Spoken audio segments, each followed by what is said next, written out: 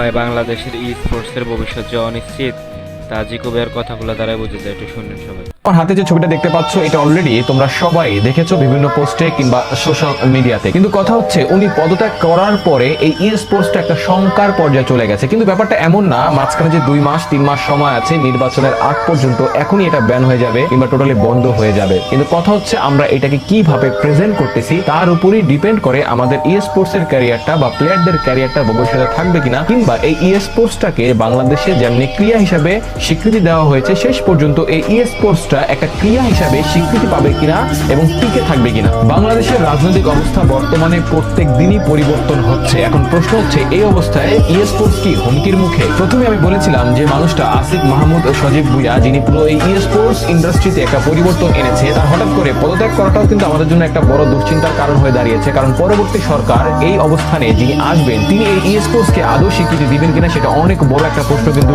রয়ে গেছে। তাই সবাইকে বলে কৃষি প্রধান দেশে ই স্পোর্টস নিয়ে কাজ না করে নিজের লেখাপড়া এবং বিভিন্ন কাজকর্মে মনোযোগ দেওয়াই ভালো।